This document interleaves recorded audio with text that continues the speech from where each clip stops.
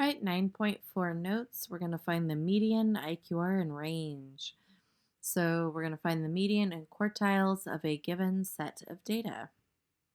So the median is the number in the exact middle of the data when lined up from least to greatest. We use the letter M for median. Remember, with mean, we use X bar. The quartiles separate the data into quarters, meaning 25% of the data will be in each piece. The 5-number summary that breaks it into quartiles is the minimum, quartile 1, the median, quartile 3, and the maximum. So 25%, 25%, 25%, and 25%. Your range is the formula maximum minus minimum. You're going to have to know this. It's not done on your calculator for you. The interquartile range, also known as the IQR, is quartile 3 minus quartile 1. It's the measure of the range in the center of the data. Again, this is not found on your calculator. You have to know this formula. So number 1 says to find the median, quartiles, range, and IQR for the travel times for a sample of North Carolina workers by hand. So our minimum is really easy. It's 5. Our maximum is 60. Notice this is ordered from least to greatest. So the number in the center is the median. So you can start crossing off the numbers on the ends until you come to the center and get a median of 20. Now look below that number. Find the median that's below that number. That'll be quartile 1. So that would be 10. Notice that's at the center. Now find the median on the upper part here, and you're going to get 35.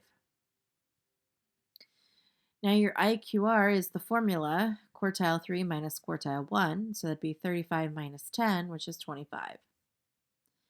Your range is your max minus your minimum, so 60 minus 5 is 55.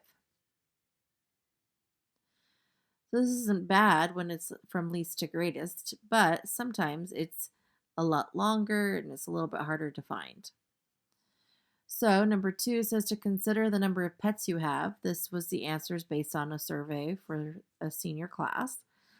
So we're supposed to list the data. So here it is, 0, 0, 0, 0, 1, 1, 1, 1, 1, 1, 1, 1, 1, 2, 2, 2, 2, 3, 3, 3, 4, 4, 4, 5, 5, and 19. So for part B, we're supposed to find the following. So we're going to use our calculator this time. So you're going to go stat edit, type in all of the numbers. There are 26 values, 27 is blank. Then you're going to do the same thing that we did for the mean. You go stat calc, 1 variable statistics. All your data is in list 1, so go down to calculate, and it's going to give you a whole bunch of values. But notice you're not seeing all of them. We're seeing the minimum in quartile 1. There's this little arrow here. So we're going to scroll down on our calculator until we see all of the numbers down here.